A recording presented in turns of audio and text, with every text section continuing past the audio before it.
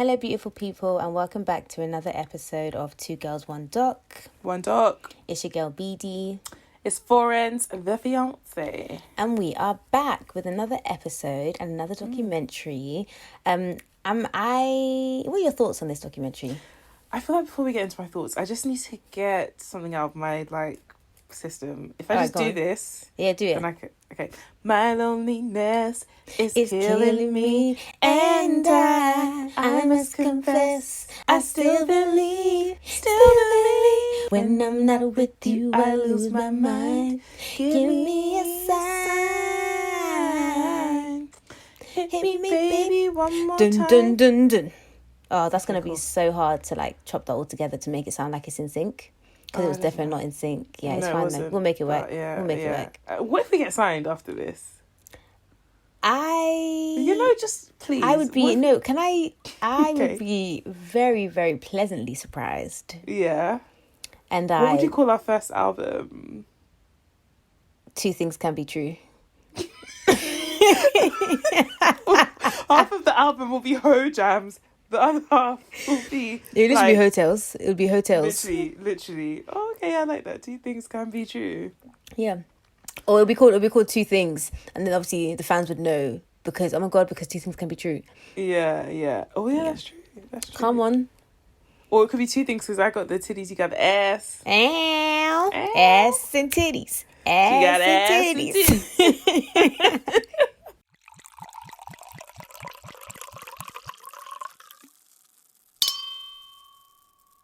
Okay, I can't guarantee that I won't burst into song again, but I've been needing to get that out my Yeah, system. no, I feel you. And to be honest, guys, if the singing offends you, just skip. It doesn't last long. Just skip. Yeah. Okay, cool. Yeah, okay. Unless So- you're like Jay-Z and you want to sign us, then listen to the vocals. No, but then they wouldn't skip. They'd, do you know what I mean? They'd Yeah, be in it yeah, for the fair long enough, haul. yeah. Yeah. So before we get into the documentary, I'm drinking. Obviously, I'm the only one who's really, taking one up for the team. It's the same port wine I was drinking last time because I still haven't got through the bottle. It's so Yeah. strong. I literally am I've had maybe 2/3. Where did you get it from? My friend got it for me as a birthday present. Oh, yeah, you said this, yeah. Yeah. But yeah, so today we are doing Framing Britney Spears. Yeah, we are doing Framing Not Britney Britney, Spears. not to be mistaken with Britney Spears. This is Britney Spears. Did you ever watch Glee? I did watch Glee. Yeah. Okay, so the documentary opens up with on-screen text of the definition of a conservator. And I feel like I have only known conservative. I've only known conservatory. I've never before this time come into contact with the word conservator. That was not really part of my vocab, But we learn in this on-screen text that it has two definitions. One that perseveres. No. One that preserves. Yeah, it was weird because I was like, what do you mean? But anyway, one that preserves from injury or violation, semicolon, protector. Number 2, a person, official or institution designated to take over or protect the interests of an incompetent. Not an incompetent person, not an incompetent being, just an incompetent. Oh, just an incompetent. It just said an incompetent. So what if my water bottle is incompetent? I mean, it probably is then by I've definition used of being a water conservator. bottle. Then you're the conservator of the water bottle, yeah. Oh, okay. There you Nice to go. know. I conserve So it. I reckon that they're talking about Britney is the second one, right? In this whole thing. So we find out that Britney Spears, yeah, I think her name is Britney Lynn Spears. Is that her name? After her mama. So No. Britney- It's not. What's it after? It's Jamie Lynn Spears. Oh, it's Jamie Lynn Spears. That's it. I loved her. Shout out Zoe 101. Well, I mean, I loved her, but... In Zoe 101. Yeah, I loved her. Yeah, I loved her. I loved the show. But I'm not trying to police women's bodies, but why did she have to go get pregnant and ruin the show? We never got an ending. Yeah, that's true. That's actually really I selfish always of look her. at that kid. She always posts that kid and I'm like, you ruined one That of my is so favourite funny. shows. Ooh, I know you see me standing here. How did that come out? I That look so literally good, my came from dear. some random space in my mind. How did that come to my head? No, but that show used to make me want to be in boarding school. Same. So Pacific bad. High. Yeah, same. Literally, so Yeah. bad. Yeah, Oh, same. Oh, yeah. So Britney has been in a conservatorship for over 12 years now. And this documentary, basically the point of this documentary is to explore whether she should still be in one. And the crime of the documentary is that she is in one still. Yeah, basically. and not just in one, no. Not just in one, but the person who is Her conservating father. over Her dad is her conservator, so she's the conservatee. This means that he is in charge of her money, so her finances, her estate, of which there is a lot, and also in charge of her person, so in terms of like being able to make medical decisions and things like that. And I just feel like no one man should have all that power. Kanye said it, and I hate to agree He said with Kanye, it when he was but in he's his right right mind, and he meant it. Like it doesn't make any sense.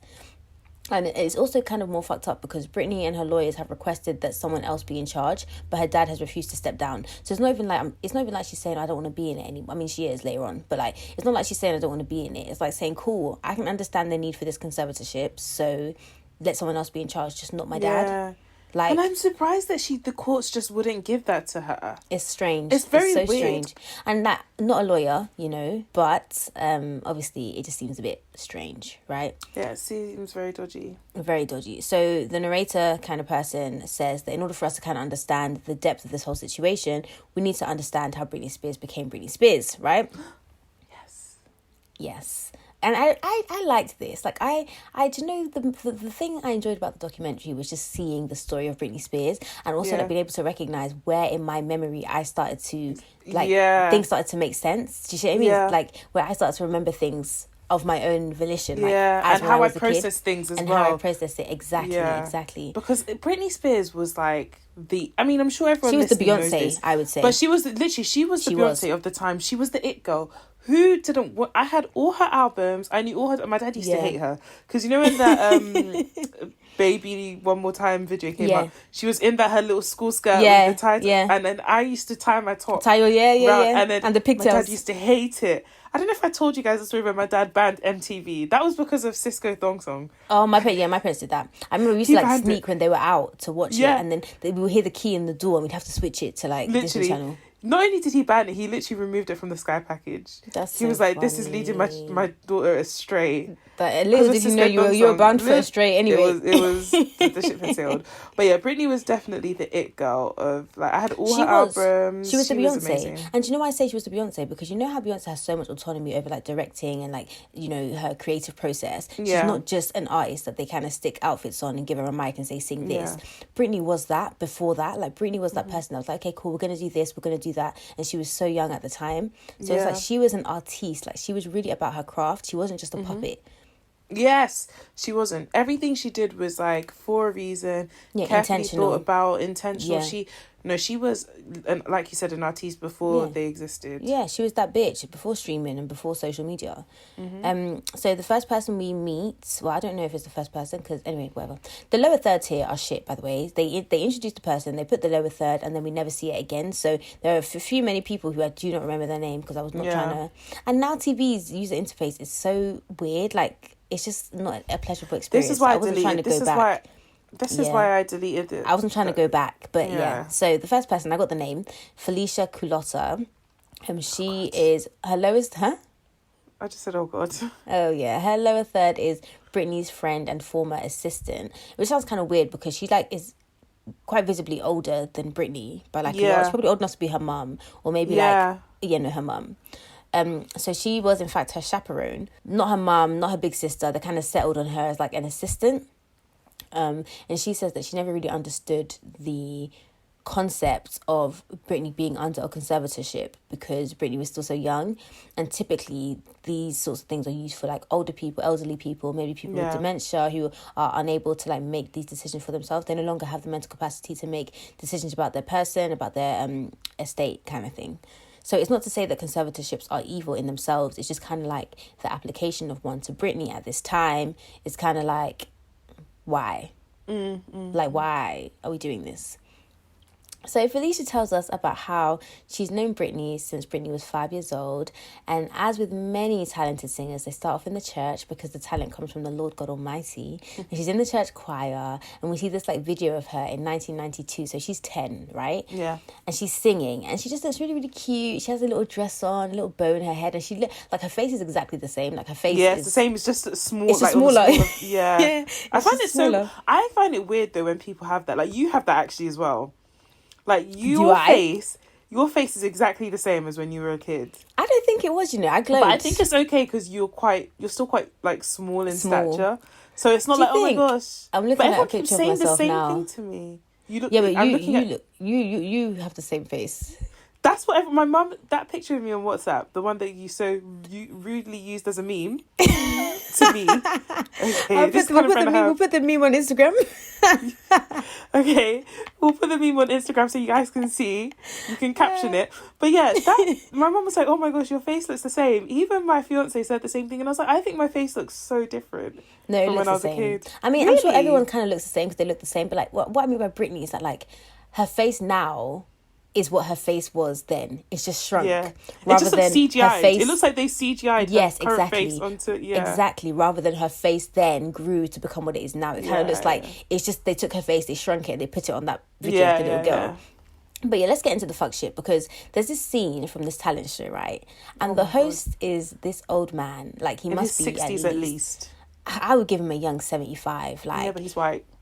Okay, in his 60s. And he asked... and you see that video of that woman that was like, she's 35. She's 35. I was like... I'm sorry. I'm so sorry. Let this be a cautionary tale for those who don't use SPF because so sorry.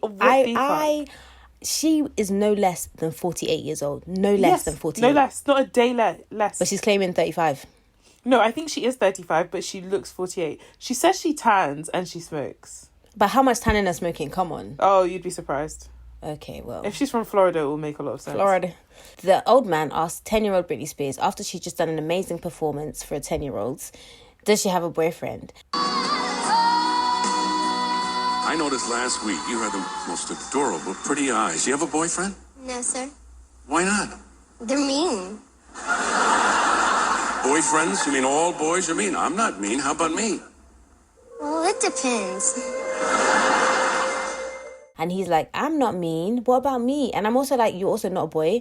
You're a grown-ass man. So what do you want her to say? Like, oh so yeah, like you could be my boyfriend. Thank you.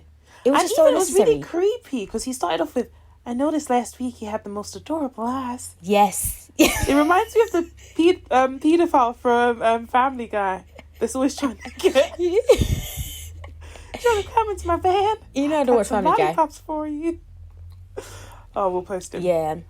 No. You didn't watch Family Guy? No. I'll send you clips of the paedophile guy. Okay, really thanks. Funny. Well, I mean, not like it's not funny, but yeah. It's just he was so creepy. It was so creepy.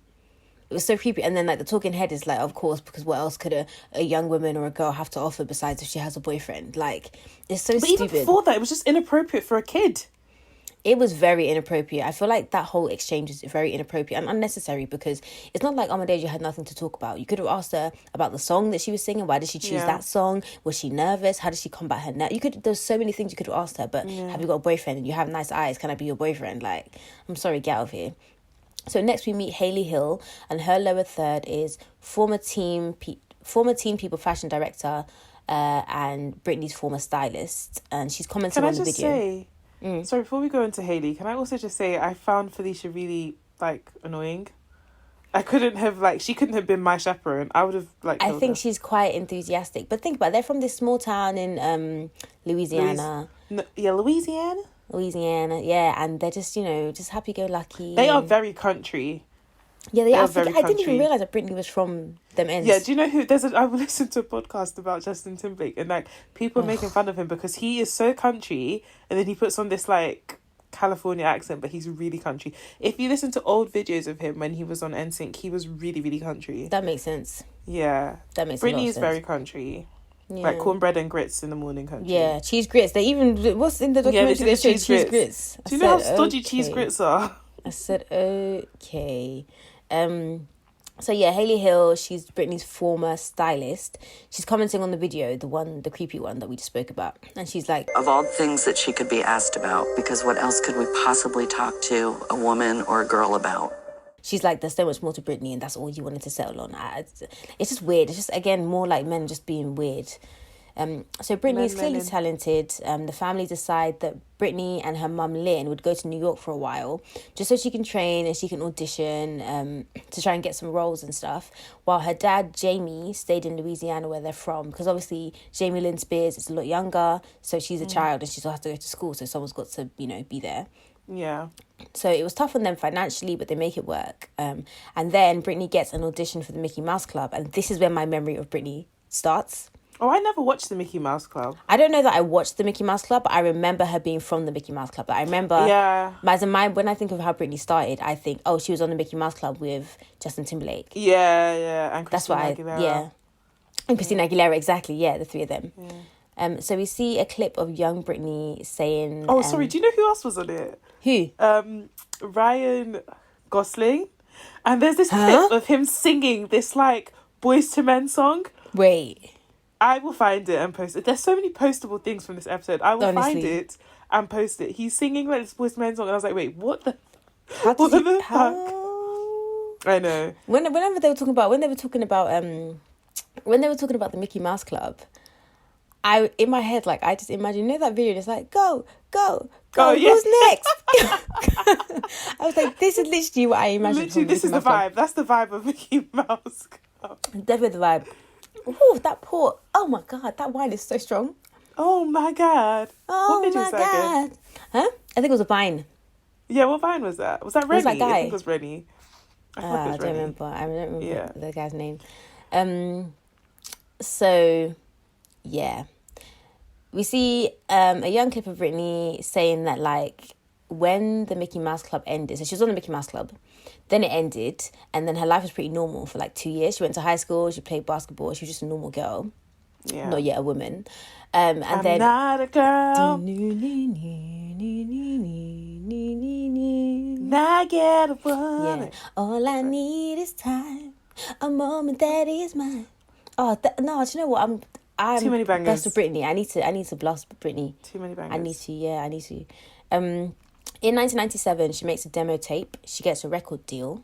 So Britney's mum gets Felicia to travel with her because obviously she's got to stay home with Jamie Lynn. And so now we get into some facts about Jamie. I feel like it's important to talk about Jamie, not just because obviously he is the conservator.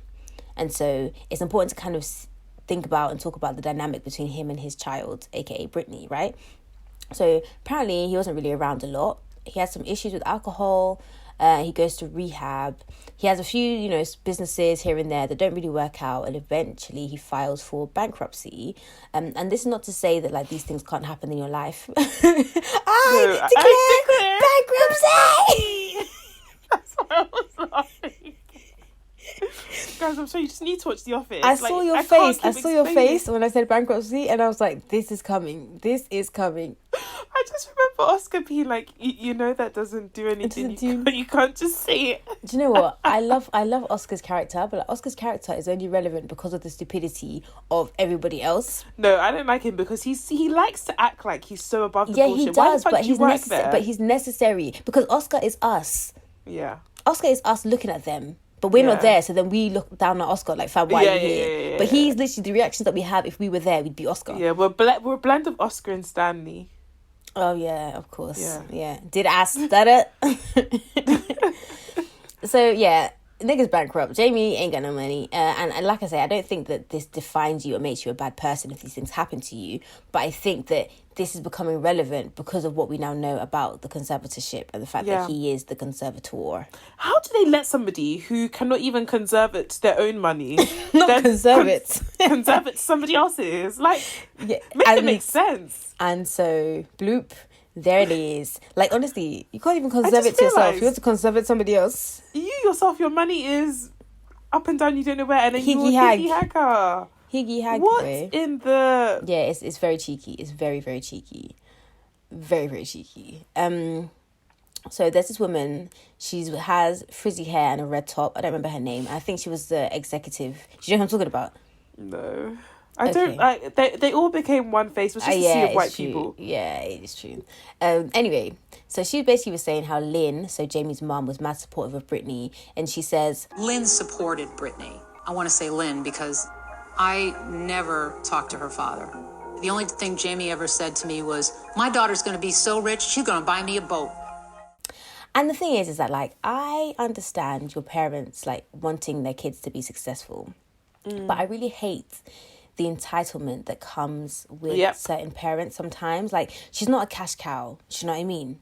Like, and if it had been her mum saying these things, that would have maybe made a bit more sense. Because it's like, she's been about, do you know what I mean? Clearly she's done the work. Yeah. And it's like, okay, cool. Like, you having a kid is not like a return on investment. Do you know what I mean? It's like, from what we're hearing, you, Jamie, have not really been around. Yeah. Obviously, that's your dad, and, you know, if not for his sperm, you wouldn't be you. And obviously, he's provided a roof over your head and food and stuff. But then also, that's your job as a parent. Like, you don't.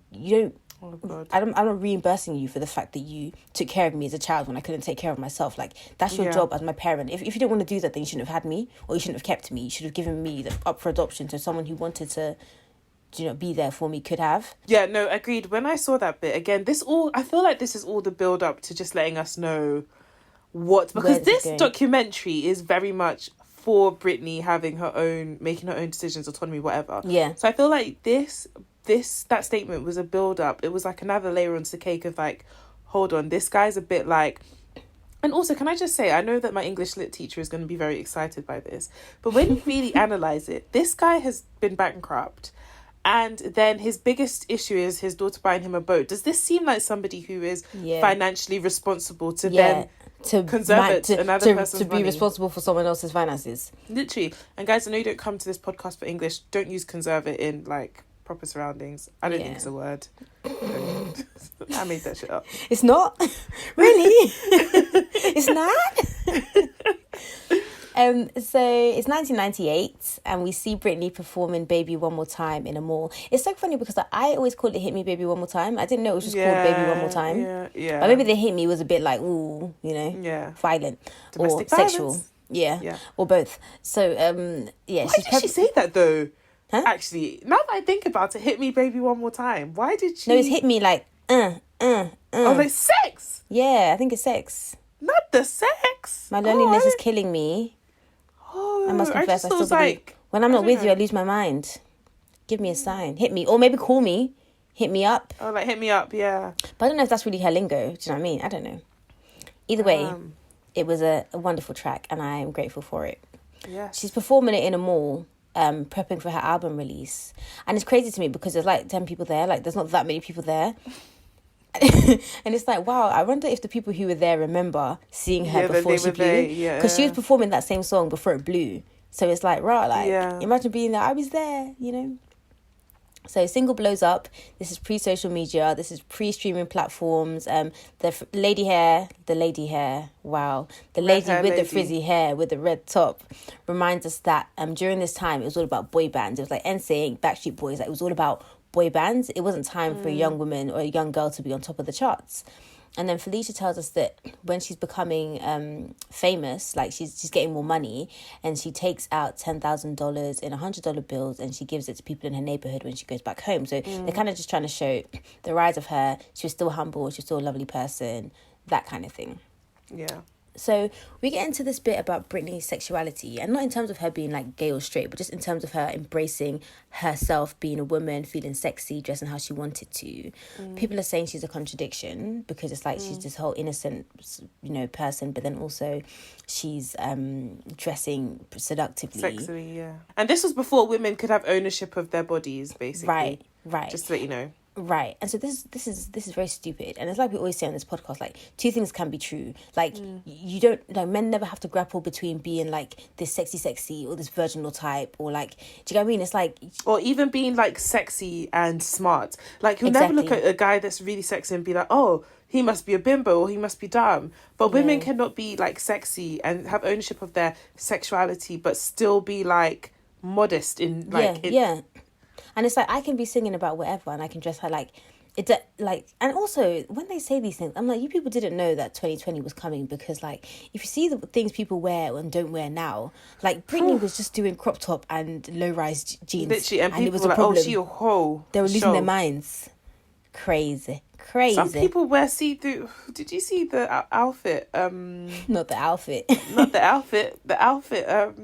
Gucci Mane's wife wore. What, Keisha Cure? What, when? Yeah. Recently?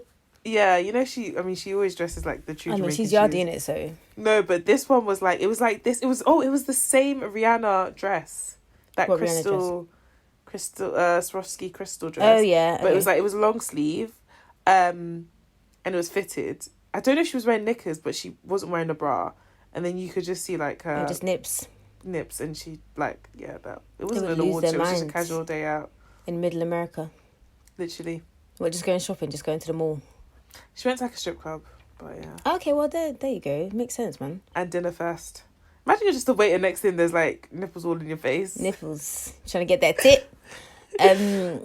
Yeah, so the stylist also makes a point to say that she was styling Britney, but she also worked with a lot of boy bands back then, and no one ever mentioned or criticised their sexuality or them doing sexy and tops off and stuff like that. So, you know, double standard, it's been there, still there, what are we going to do?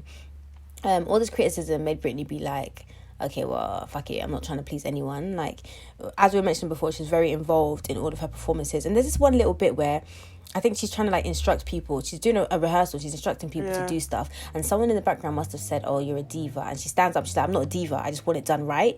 Yeah. And it's like, and I loved that. I loved it. It's like she has so much. I think they're trying to show, like Ferenz mentioned, they're trying to show how much autonomy she had over herself, her craft, her art, everything that she was doing and had her hands in. And now all of a sudden, what is gone? We get into sort of like the demise and stuff. But yeah. It's kind of heartbreaking though to watch. It really is. And I say this because when you look at these old videos of her and she seems like so with it put together, she knows exactly what she's doing, she's on point, she's on beat, It's really, really sad when you go on her Instagram. Like, I find her Instagram now very disturbing. Really? Like, it's really, really, really disturbing. Like, there's obviously something amiss there. It's not it's not like it's not the same. It's not even that it's not the same. You can tell something isn't right. Like, and I don't know, obviously we never find out what exactly is wrong with her, but there are obviously some issues there, and it's just sad to see because obviously either way you chop and change it, she could have been predisposed to like mental health issues, but whatever happened to her in this journey that we go into in this documentary, it hasn't helped. Yeah, and this is what I think. I think, like you said, there could be some predisposition, but I do also think that like you can be predisposed to asthma, but if I'm in a house with asbestos, like perhaps that's going to exacerbate the... Yeah. I don't know if that's a good enough analogy, but you get what I mean? Like, yeah, 100%. I think, yeah. So we'll get into that. Before that, though, we have to get into this guy, Justin Timberlake. Oh, man. I don't know if we've ever discussed our feelings on Justin Timberlake. Like, I can appreciate his music at times and stuff, but also him as a person, I just feel like he epitomizes white man privilege, like no accountability, misogyny, go about, do what you want to do and never have to really face the music for it and doing up stupid iPhone notes, apologies and shit years after your crimes that you've committed, but whatever. So at this point, obviously they're both in the Mickey Mouse Club, they're the it couple, and then they break up. I remember I was really, really sad when they broke up. I literally, I was devastated. Up until like a good 6 years ago, I used to have hopes that they would get back together. She deserves better. If obviously knowing that now, but his propaganda was so good because I lapped up everything he put out there. Yeah, I lapped it all up. So I always used to wish that, I hope he could just forgive her. And because think about it, you grew up seeing Justin and Britney. Then there was I don't know if you saw Nick Lachey and what's her name again? It's Jessica Simpson. Oh yeah. They were another couple. Then there was another couple as well. Oh, Usher and Chili. Oh yeah. I used to pray those three couples would get back together. I was like, no, they have to. I don't believe enough. Usher and Chili were they were like the Justin and Britney of the black community music scene. Yeah, they were. Yeah, but like we know, I mean, I feel like we're all old enough to remember this at the time. Like, they break up and Justin kind of makes it seem like Britney's done him wrong or Britney's cheated. Like, he controls the narrative instantly, right? And it's like, one of the talking heads talks about how they make Britney out to be like the school slut, and Justin like weaponizes his whole Cry Me a River music video to incriminate Britney. Like, he has a Britney lookalike, and it's like, all of, you know, like, how could you do that? Told me you love me, why did you leave me all alone? And it's like, even now when I sing the song, I'm just like, oh, this song is such a banger, but like, I can't fuck with it the same way now that I know what, do you know what I mean? So yeah, it's really annoying. And we see this also annoys me. Like, I was just so frustrated. Like, I literally texted Florence. I was like, I'm so mad. And she was just like, look, save it for the pod. So we see a clip of Britney at a press conference, and someone asks her if she's a virgin, which, first of all, oh my God, is your mum a virgin? Like, what's your concern? Like, what's your concern here? Yeah. Well, and the thing is that you would never ask a guy this. Why is her sexuality? What's that got to do with anything? Literally, it's like, okay, now you know she's a virgin or not. So now what do you do with that? But they ask her this because eventually they're going to weaponize it against her. It's going to be like, oh, you're a virgin, but why are you behaving like a slut? Exactly. And if she said, no, she's not, don't you think you're too young to... Do you know what I mean? And so she says, yes, she's a virgin, she's waiting till marriage. And then after the breakup, we hear Justin doing this like radio interview. Justin Timberlake is in the house. And I just want to ask you one question. Did you Britney Spears? Yes or no? Oh, man. Come on, man. Okay, I did it. No. Yeah! And it's like, oh, Justin, did you sleep with Britney? And he's like, oh, man. It was fuck. Yeah, so yeah, exactly. He was like, oh, did you fuck Britney? And he was like, oh, man, I did it. And they're all like laughing, like dickheads. And it was on a magazine cover as well. I literally was just getting into it because the title of the magazine cover says, can we ever forgive Justin Timberlake for all that sissy music? Even if we stop there, the homophobia is rife, first of all. And then we get, hey, at least he got into Britney's pants. There you go, misogyny. How you do all of that in just one time? I literally was like... You one fell swoop. Everything. I'm so happy that I was young at that time because I didn't deep all of this stuff. I was just living my best life. So you could still like enjoy it. And it just seemed like it was teen drama. Like, you know that teen drama you see on like Saved by the Bell, and Clueless and stuff like that. So it all played into it. So you didn't really deep that these are really people. Like people, and not only real people, they were kind of grown because they were older than us. So as you're watching it, you just think, oh my gosh, this is teen drama. Oh my gosh, Britney and Justin, ha ha ha. Yeah. But you don't understand the gravity. Exactly. And Justin is, I know he doesn't listen to this podcast, but if you do know him, send it to him. Because one thing he needs to know is, you're a fucking bitch.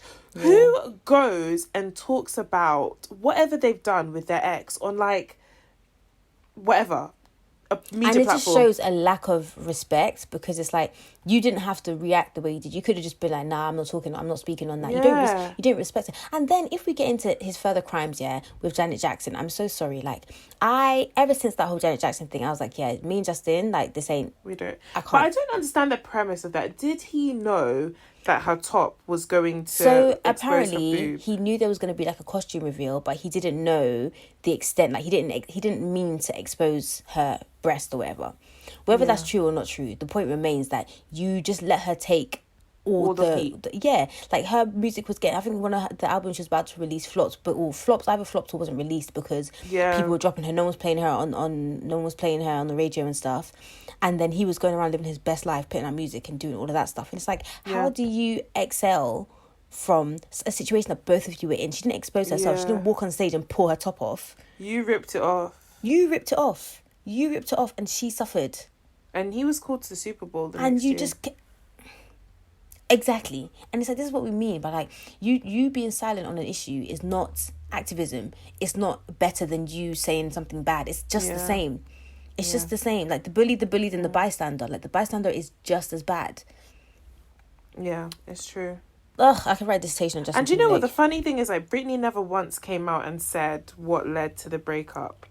Fam. But Justin was doing chatty patty up and down. It's like you said, he needs to stop being a damn bitch. You need to stop it. That Nene Leakes speech was relates to. It was well informed. He said, it wasn't just for Peter. A damn bitch. Yeah. I'm so happy that Justin bit's over, man. It made me so angry. Yeah, that infuriated me. Made me so angry. How'd you say infuriated? Infuriated. No, good. You're just as confused. Cool. Girl. It's 2004. It's the K-Fed era. That's what I'm going to say on that. It's the baggy sweatpants. No, it's the juicy couture. Juicy couture. And then the grandpa hat to the side. Yeah. The baggy jeans. And then Mariah Carey sunglasses. You know the ones, the rimless ones with the brown tint. Yeah. Juicy couture. Juicy couture. So paparazzi. I think paparazzi should be in jail. Oh yeah, 100%. I think so. I think it should be banned. Yeah, but I'm glad that social media means that it kind of is like not as important anymore. Yeah, and I like the fact that now celebrities can put in like, is it injunctions or whatever, to prevent you like showing their kids' faces and stuff, because paparazzi back in the day, was lawless. Fam, they didn't care. It was the Wild West. But I'm thinking the money must have been really good, because how you just sell your soul like that? Yeah, it was. One of the paparazzi people, he's like one of the talking heads here for some reason. At this point, I'm like, this is really random. Like, who is this guy? But it becomes more apparent later on. So yeah, he's a big player. Yeah. So he says, you know, at first, like, Britney was really friendly at the beginning. Like, he thinks maybe she even enjoyed the paparazzi. And then she had a kid, and it was just, like, too much, right? Well, obviously. And then, you know, they do what they always do to women. And it's like, oh, if you don't have a kid, then it's like, oh, where's your kid? And if you do have a kid, then it's like, oh, you're an unfit mother, you're a bad mother. And she's also at this point in a custody battle with Kevin Federline. K-Fed, yeah. K-Fed. Around this time, she's also chilling with Paris Hilton, Lindsay Lohan. Do you remember Paris Hilton and Lindsay Lohan? Like, they were like the it girls. They were like the besties. The socialites. They literally were like... They had some argument and then... Are they not friends anymore? No. Oh, and remember the era of Nicole Richie and Paris Hilton? Yeah, Nicole Richie, yes. Yeah. They were like, listen, they would be like the Kylie Jenner. They were like the Kylie Jenner of... And like Jordan, well, R.I.P. friendship, but, you know, the man. Yeah. So she's chilling with them, just doing hot girl shit.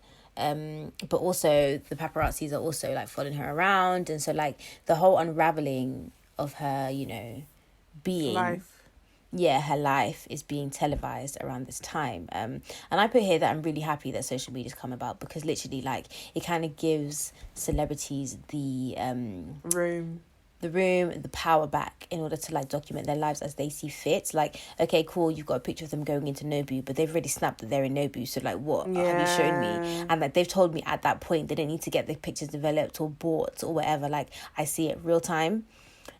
So yeah, I feel like now paparazzis are more just for like fashion shots, like just to see what this person was wearing or whatever, as opposed to like, or to catch someone slipping. Yeah, but even then, like, not as much. Like, no, who's going to OK Magazine first thing to find anything? Do you know what I mean? So yeah, I just think, you know, when you see these, like, there were so many clips of her just trying to get in the car or just trying to go wherever, and then there's just being swarmed with paparazzi. And I just think, like, yes, she's a celebrity, but she's also a normal person. And it's just, imagine, like, I'm trying to come to your house and I'm trying to get in my car, and there's just people just everywhere. Everywhere, yeah. Cameras flashing. What if I'm epileptic? Did you see the one when she was, like, literally sat in a restaurant and they all, like, swarmed? Yeah. Imagine, like, you're famous, and I come to have dinner with you, and, like, everyone's just like, I will lose my mind. Literally, I will assault someone. And that's what I'm saying. And I'm an attention whore. So imagine if you're not even that way. Fam, that's what I'm saying. Like, I can't... I was listening to this song, by this guy. Who was it? I think it's Saba. And he said that he had, like, a bar, and he basically said that, like, I want the fortune but no fame, or something like that. It was something like that. And I was like, literally, like, just give me the money. Like, I don't really need to be famous like that. Yeah, it's crazy. All right, guys, it's 2007. You all know what happened in 2007. Besides that, you know that video, leave Britney alone. Oh yeah. Leave Britney alone. That person was ahead of their time. When that video came out, everybody was like, oh, you're crazy. And no, they were way ahead of their time. I'm surprised that he was not in this documentary. He could have been. We just didn't realise. Oh, no, they would have done the clip. They would have done the clip, exactly. And you know who else I was surprised wasn't in the documentary for my Drag Race fans? Derek Berry. I was so surprised. But then they were showing loads of different tweets, and I saw one by Derek Berry. So I was like, all right, cool. Derek Berry's a drag queen, but he is basically a Britney impersonator. Really? He's literally a Britney impersonator. So even when I was looking at Britney, I was like, oh my God, I can see Derek. Like, I can see Derek. Are you serious? Yes, I was so surprised. I was like, oh my days, I feel like Derek Berry will be in this documentary. But he wasn't in terms of speaking, but one of his tweets definitely was. So I was like, she's made it. Let me Google him so I can tell the people. Yeah. Because I don't watch. I think it's Barry. It's spelled Barry, but you know the way they say it. It's like Derek Barry. Oh, okay. He's a Britney impersonator. Yeah, he looks like a strong-faced Britney, but I can see that he's a stronger faced. Yeah, there's one particular picture where he really looks like Britney. With the yellow thing around his neck. No, it's white and he's looking up. Oh, yeah. With the roots. Yeah, guys will post it. So many things we need to share with you. Yeah. Yes, I was just so surprised. I was like, I'm sure this guy will be in there. But yeah, that's another story. I have thoughts on Derek Barry, but we can talk about that another day. Okay, so 2007, Britney shaves her head. You know, the classic picture where she's got the clippers in and it's like, yeah. The paparazzi destroyed her. Like, honestly, I feel like the paparazzi drove her to this. And it's like, at the time, I remember thinking, oh my days, Britney Spears is just a crazy person. But it's like the older I get, the more I'm like, this woman was driven to insanity. She was treated terribly by everyone. And it's like, you're just sitting in your house thinking, oh, this bitch, she's crazy. Like, oh my gosh, it can never be me. And it's like, you do not know what this woman has gone through. Exactly. And we even know some of what she's gone through. I was like, oh my gosh, Britney, literally, I remember being like, Britney's crazy, because it was the picture of the baby on the lap, it was the shaving the head, the umbrella thing that we get into. The umbrella thing, and then the crying in the restaurant when her son was on her lap. Yeah. I don't know if you remember that picture. It's so sad, man. All those, like, they were the 4 horsemen of the apocalypse. Of the apocalypse. I remember being like, oh my gosh, Britney has lost her damn mind. Lost her damn mind. Yeah, not knowing that she was driven to it. Yeah. Honestly, I felt so bad watching this. I was like, wow, like... Yeah. And even I'm in the media, but I know the reactions I had to these things. Exactly. Sorry, but we never even spoke about... I'm going to rewind here because this was really crazy. We never spoke about how the governor of, like, was it Maryland's wife said that if she had a gun, she would shoot Britney. Yeah, I think it was wild. She basically was like... saying how Britney's, inappropriate or whatever, and she's a bad example for the kids. And if she had the chance, she would shoot her. And Britney was like, I'm not here to raise your kids. I'm not babysitting your child. But you know what I even find more problematic? You are a grown-ass woman with your own children. And you are so concerned about young kids' business. Because they were like, what, 19, 20 when this was happening? Yeah, they were young. And you're so in their business. It's like, if you cannot stop your kid running around doing ho shit, then it's not Britney. It's not Britney's problem. If it wasn't Britney, it would have been Christina Aguilera. It would have been somebody else. Bruh. It would have been somebody else. Yeah, wild. Okay, so the paparazzi guy that we met earlier on, he is recounting the time that Britney attacked him, slashed his car with an umbrella. So this is that picture. She's wearing the grey hoodie, she's wearing white shorts, she's bold as hell, and she's holding that green golf umbrella. She is bold as hell. And she's holding that green umbrella. I feel like everyone remembers this picture because it was just such, I don't want to say legendary, but it was just one of those pictures. Anyway, it turns out that night, she's trying to see her kids who are with their dad, K-Fed. He won't let her see them. So, she's frustrated, understandably, right? So you're frustrated, you're going through turmoil, you can't see your children, and you have all these niggas coming at you, face, asking you questions, in your face, cameras, flashing, everything. And sis literally snapped women who kill. Like, she literally snapped. And I'm surprised that it even took her this long to get to this point. Because I reckon I would have been done in 3.2 seconds. I'd have been done like 3 pictures ago. I would have been done 3 pictures ago, honestly. And so the director asked the paparazzi guy, do you think the paparazzi being around affected her at all? Literally eye roll. The eye roll. I didn't even see the eye roll. Literally, like, this guy's stuttering. I don't really think, and I don't really believe, because, working on her for so many years, she never gave a clue or information to us that I don't appreciate you guys. Leave me the F alone. She never gave any clue or information to us saying, I don't appreciate you guys. Leave me the F alone. And it's like, you can tell that he doesn't even believe the words that are coming out of his mouth. Yeah. You can tell that he's just saying them. And it's like, maybe when she destroyed your car with an umbrella, maybe that was the sign that you needed for her to leave her alone. To tell you that she wasn't interested. And then the director, and I love that she says this, she's like, what about when she said, leave me alone? And do you know what this guy says? There were times where she like, can you leave me alone for the day? But it wasn't like, leave me alone forever. You know what I mean? Oh my God. I literally was like, Help huh? me, Jesus. Help me, Jesus. Help me, Lord. I Because feel like I need a nap. Then I can wake up and have the energy for the rest of this. So I'm sorry, somebody says leave me alone. So that leave me alone, it only applies for 24 hours. And then after the 24 hours expires... Oh, it's... hey, it's been 24 hours since you told me to leave you alone. So literally, guess who's back in the house? Like, literally, it's just like... I did not know I had to caveat my leave me alones with a time frame. But good to know. And the fact, it's not even that he thought that. It's that he said it out loud. He thought that was an adequate answer. Oh my God. I'm tired.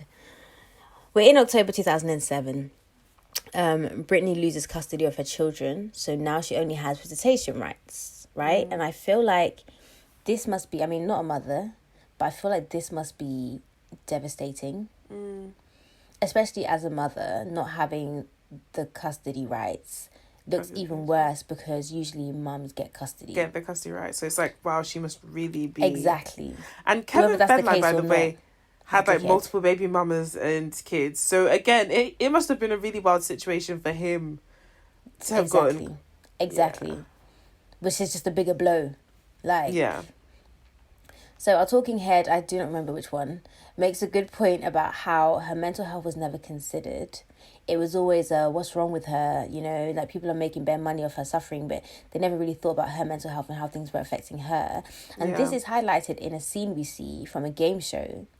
And one of the question or the category or whatever is, name something Britney Spears has lost in the past year.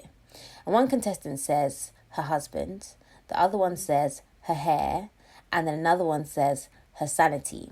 And it's like, imagine you're going through this shit and you're just literally a joke just for around the world, and because you're famous, people think they can just make fun of you and that you're not ever gonna come at them. Do you know what I mean? Because you don't know who they are.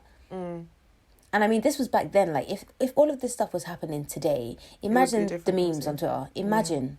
It would have been crazy. Yeah. I mean, it was crazy. It'd been crazy, yeah. Do you think it would have been crazy? I feel like it would have been crazier for like the everyday people, but there's no way a game show host would have asked that kind of question today. Oh, I get what you mean, yeah. Yeah, I think it would have been crazy in terms of the everyday person on Twitter making fun. But I think, and even with that though, people are trying to have a lot more conversations around mental health and stuff like that. I mean, but we've seen even with Meghan and Harry and Piers Morgan that like no, they don't really give a fuck about mental health. But I do think your point is correct, because now I think with social media, like, the answer is not to switch off your phone, because obviously people should be considering other people's feelings and mental health. But if you were to switch off your phone, all of a sudden, all that the noise is gone. It's gone. Whereas before, that okay, cool, switch off your TV, but like it's so much wider of a reach. It's so much louder of a disrespect to have a game show host invite people to come and chat shit about you. On a Saturday night where families gather to watch stuff. It's true. Rather than just one miserable Melanie in her room tweeting shit. Do you see what I mean? It's true. Yeah. So it's peak. We hear that Britney's hospitalised a few times. We never actually find out why she's hospitalised. Yeah. Like, never. We never know what for. But when she is hospitalised these few times, she then loses the visitation rights. So she doesn't have custody. She doesn't have visitation rights. Which is wild. She can't see her children. She can't see her kids. And her kids are young. You know, kids, like, they proper defrost and, like, change bare, like, when they're young. So this is around the time that her dad, Jamie, files for the conservatorship. So we're back around now, right? So we started off at the beginning, we're back, we've gone through the journey, we're here. I don't know why her mum didn't file it, but maybe her mum didn't think that she needed it. I also have a lot of questions about her mum as well. Like, where was her mum? Yeah, I think maybe her mum didn't think that she needed it, so that's why she wouldn't have filed it. And then the dad filed it. And then no one could do anything. They say because and it was she only had... meant to be temporary as well. Exactly. It's only meant to be temporary, but then it's forever. Like, it seems... We are still there. We're still there. So we have this lawyer person who tells us that having a conservator is more than just having someone to help you balance your checkbook. Like, it's about preventing you from being duped. It's kind of like a safeguarding measure.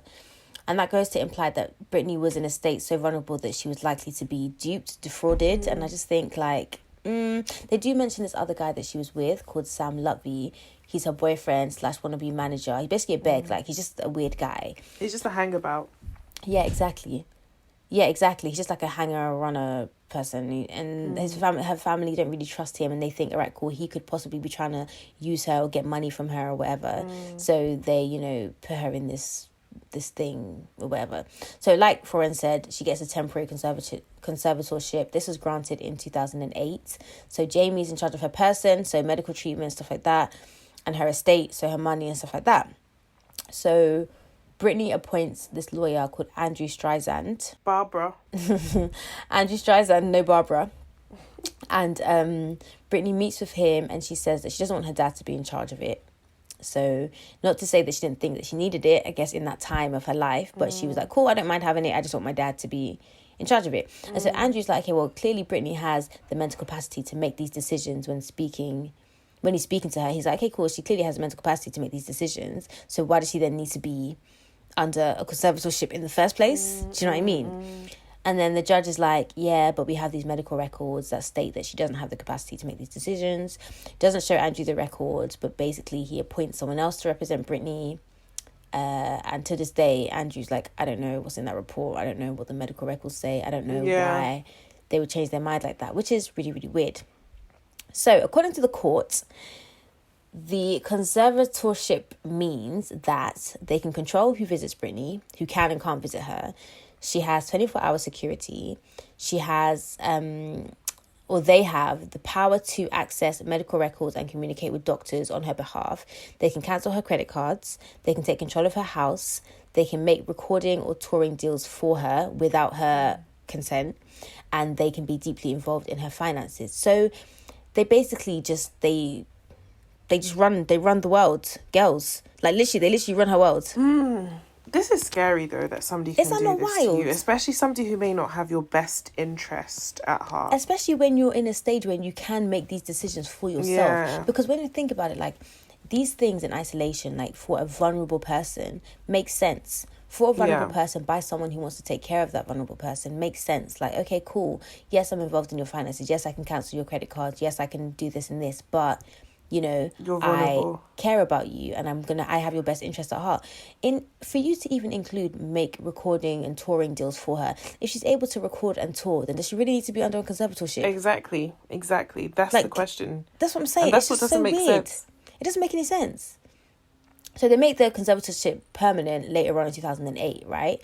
And then we meet that lawyer lady again. She tells us that if you consent to having a conservator, as they say Britney did, you can't just wake up one day and be like, oh, LOL, just kidding, I don't want one anymore. You have to file a petition to terminate the conservatorship. So then the burden is on Britney to prove that she no longer needs a conservatorship. And then the lawyer's basically saying that she's never really seen a conservatee, which would be Britney, successfully terminate a conservatorship. Gosh, this word is so fucking weird. In the documentary, they probably say it so smooth, like it's a normal word. And I'm like, but don't forget, each of them probably only has to say it once. Yeah, that's true. That's very true. Yes, that's true. So basically, she's trapped in this thing forever, right? She's trapped in. Yeah, I know. I literally thought the same thing. I thought the same. I thought the same thing, and I was like, that was a close call. I know. Trust me, daddy. So now it's like the end of 2008, 2009. Britney's getting her life back on track. I remember this because then we started getting new music. Do you know what I mean? It was like a whole new. It's Britney, bitch. Yeah. It was that whole era. And then remember she had the what's it? Kiss the With the taste of your lips, I'm on the run. Dun, dun, dun, dun. You're toxic. And what's the one where she had the snake? I'm a dun, slave. Oh no! For you, where's you can't she was deny like, it. I'm just trying to hide it. I think I think it's the same song. No, it's because I was thinking of the one where she's like, baby, don't you wanna Justin Timberlake. dance upon me? That's Justin Timberlake. Me. Ain't nobody love you like I love you. See, look, the demon is back. Look at him. Look. So Britney's dropping new music. She has a Vegas residency and she's making close to $1 million a week. Yeah. A week. Her dad is approved by the court to receive 1.5% of all her earnings from performances in Vegas, which means that he's making close to $10,000 a week. A week to do fuck all. To do absolutely... Someone who was bankrupt a few years ago. This is what Mike Scott needed when he was bankrupt. I declare bankruptcy. Gosh, yeah. So we hear about this podcast. It's called Britney's Gram.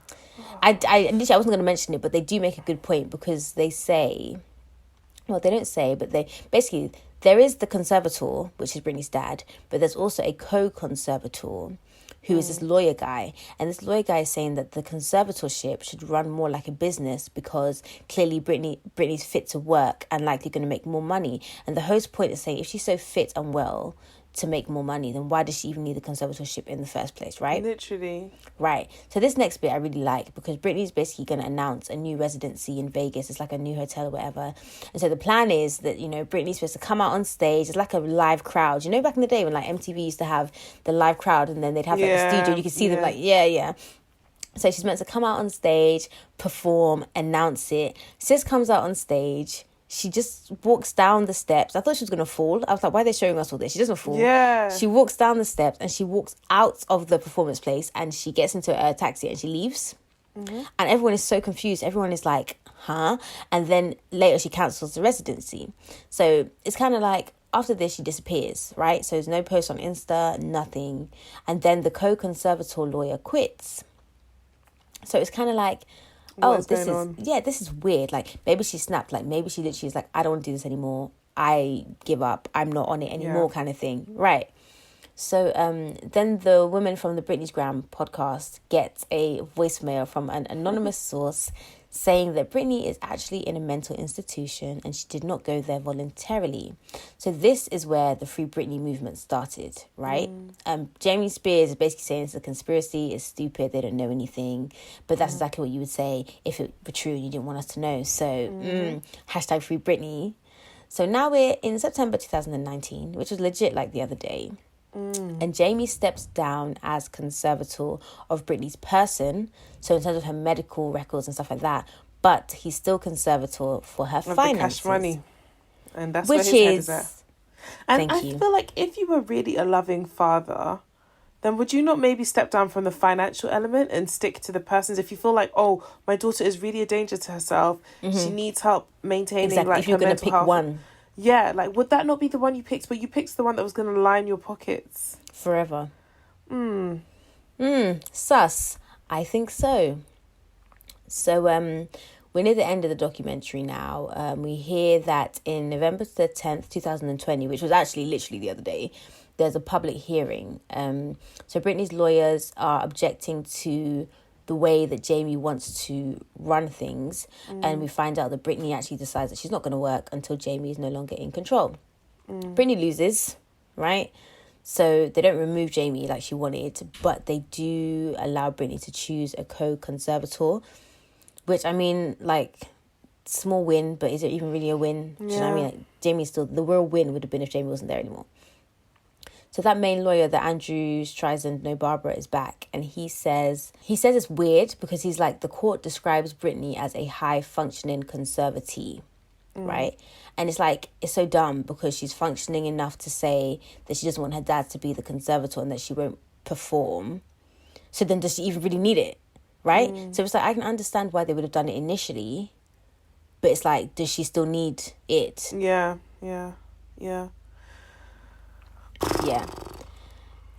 Angie also says the problem is we don't know what we don't know. Like, I think he's kind of trying to say that maybe there's something else going on that we're not privy to. Yeah, we're not privy to, and so I think there's a lot of that in this case, but it doesn't mean that her dad is still the best. Yeah, it doesn't mean that he's still the right person. Exactly. Like, no one here is saying that she doesn't need to be, well, we are kind of saying she doesn't need to be under it, but no one's saying that it was wrong to put her under it in the first place. It's just that the person who's in charge of it, and also like the fact that it still remains, like, if it was set up as a temporary measure, it's like, okay, but it's been 12 years. It's wild, isn't it?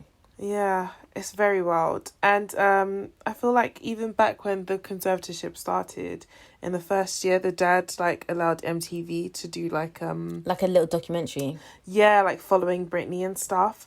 And there's this really sad scene where they're talking about the conservatorship, and she's basically saying like people don't understand, like, how free she would be if she was able to like just make her own decisions, that right now like she can't decide anything for herself, and like it was really clear that she's deeply unhappy. Yes. And the stuff about performing as well, if you go on Britney's Insta, she posted performance she did, her last performance, which was like 3 years ago, and basically she's implying like she can't wait to be back on stage and stuff. Like I do feel like her Instagram is a massive cry for help. Like I honestly think when you go on it, you're like, whoa, what the fuck? And she just doesn't have good people around her. Like, I don't know if you mentioned or if you were going to, but her brother also goes on like a podcast. Yeah. And then they ask him like questions, and nobody else has spoken about the conservatorship, but he brings his long throat to talk. And basically there's this bit where they're like, you know, how, like, do you think that like this is, the conservatorship is something she needs? And then he basically says that like, oh, you know, the problem with the family is like they're like 3 strong women who want to make their own, who want to make their own decisions, and that can be really tough for the guys. And I'm like, what are you even talking about? Literally, how tiny is your penis? Like, I was like, literally, after what has that got to do with the price of tea in China? Like, what are we talking about here? What are we talking about? A grown woman wants to live her life, and your thing is, you know, she wants to make her own decision, and that's you know, that's why. Your thong is in a twist. Just shut up, honestly. Oh, we also, did you deep the shot of the water tank, the Kentwood's Louisiana water tank? And I was like, every time there's a water tank in this documentary, there's some fuck shit.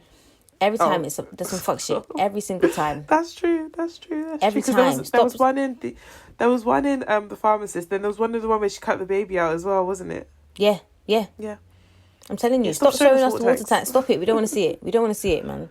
We don't. But yeah, so the documentary ends now with on-screen text telling us that the dispute of the conservatorship is still ongoing. None of the family want to be part of the documentary. So, like, the brother wasn't part, but we saw a clip of him on a podcast where he was chatting shit, basically. And they tried to contact Britney. So the directors of this documentary tried to contact Britney. Obviously, they don't know if she received the request. She probably didn't. But, yeah, that was Framing Britney Spears. Yeah. That was it. Yeah, I know. I wish Britney the best, man. She really gave us, like, all the feels back in the day. Like, she really sewed into us. She gave us some of the best tween years. Yeah, definitely. Were we tweens? Yeah, we were. Yeah, I wish her all the best, and I hope the right decision is made for her so she can get back to doing what she wants to do. Yep. Same, man. Right, what are we doing next? Something about a man that eats people. Yeah, the man who ate his lover. His lover. Mr. Lover. Don't do that. Do not have filleted lover. Ass cheek. Not ass cheek. Yeah. If you could eat a human, but without it being a human, like, imagine it's not really, like, I think the problem with eating humans obviously is it's wrong. Yeah. But then also is that you're eating a person. Like, this person had a soul, this person had a job, this person had a family. I don't even think that's the issue. Because what do you think the issue is? The issue is, like, it's going to taste disgusting. You don't know that it's going to taste good. It's meat. If I got a slab of, what's a muscle? Bicep, and a slab of filet mignon, you probably wouldn't even know the difference. It's just the fact that the problem with eating a human being is the fact that it's a human being. Like, this person was somebody. It wasn't just a random chicken in the farm. Yeah, so if I could eat a human, what? Without all the, this used to be a person and stuff like that, would you try human meat? What do you mean with that? I think, oh God, they're going to crucify me. I think there's the curiosity of, like, I'm curious as to what a human would taste like. Tastes like, if I could eat some of myself, yes, like, then maybe that would be okay. I think if I cut off a finger by accident and they couldn't reattach it. But I don't think a finger would be enough. It'd have to be a muscle. No, because then you could cut off, like, so you could. No, but I'm not talking about eating your skin. I'm not trying to eat like a flipping steak of myself. Okay, God forbid you had to get your leg amputated. But to be honest, if you had to get your leg amputated, then probably meat is not good to eat anyway. Exactly, it's not fresh. You need it, like, literally just cut it off. If you could just take, like, a little bit, maybe just have a little. Okay, so say for example you like you know the butt dimples on the side. Yeah. If you could just create that, just take a little flesh out the side. Yeah. I do not have enough ass to be eating. Yeah, you need all the ass. You need all the meat you can get. Okay, maybe fair. for my stomach, because I could do with slicing off like... Yeah, okay, yeah. So would you try that? But that's going to be very fatty. And then it's going right back in again, innit? So yeah, it doesn't really work out. Yeah, I think fair. arse is probably the best. But isn't arse quite fatty? No, best it's quite muscular. Oh, okay. Well, yeah. So either arse or like maybe like a bit of my thigh or something. I think thigh. Yeah, I mean, I feel like I'm gagging, but I'm curious. There's always that curiosity as to what does this taste like. I think we solved it. I think we just have to eat it yourself. That's the only way you could do it. Oh, I thought you meant both of us eat me, because that's what I said. No, No. You eat your own person, because then it's fine. Then you've eaten yourself. Yeah. Yeah. But yeah, definitely not your lover is the point that we're making. That's not what you do. You don't eat other people. That's not right. Yeah, no, keep it to yourself. But yeah, I'm quite excited to watch that documentary and see what. I thought you were going to say you're quite excited to eat yourself. I was like, yo, this was hypothetical. No. Please don't go slicing and dicing. Ooh, Chile. No, I'm good, baby. But yeah. All right, guys, you can find us on Instagram and Twitter at 2girls1doc. Also on YouTube. This episode will be out on the Friday that this comes out. On YouTube, if you want to share it that way. I'm on Instagram and Twitter at BDOnEyewear, and you are on Instagram and Twitter at 4ends with 2 underscores. See, you were looking like you weren't. You were looking like you weren't focusing. So I said, let me just. No, I was. I was just scared. I was calculating in my head. It's Friday the 13th. Is it? But it's not. Oh, no, okay, Saturday's the 13th. I always get a bit like, ooh. Really? Okay, well. Yeah, and also you can find her on Character Replay, which is her other podcast, which comes out on Wednesdays.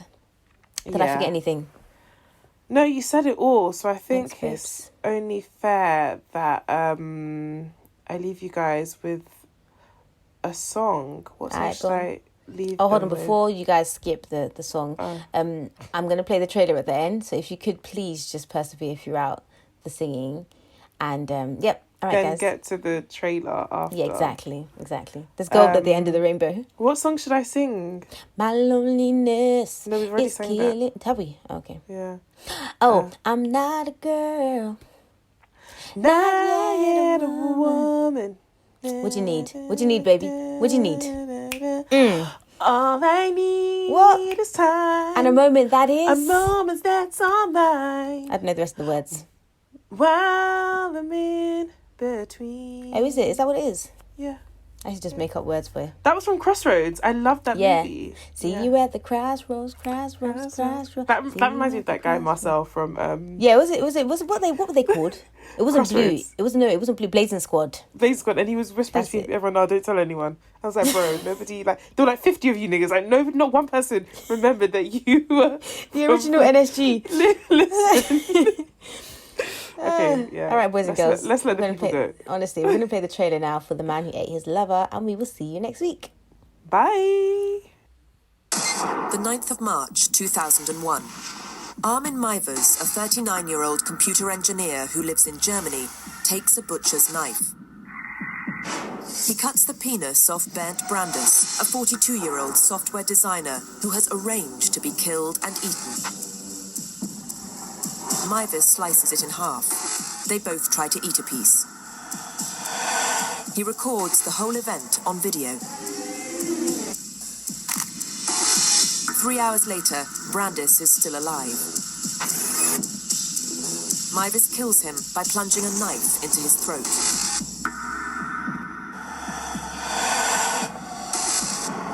Over the next year, he eats 20 kilograms of Brandes' flesh before he voluntarily confesses.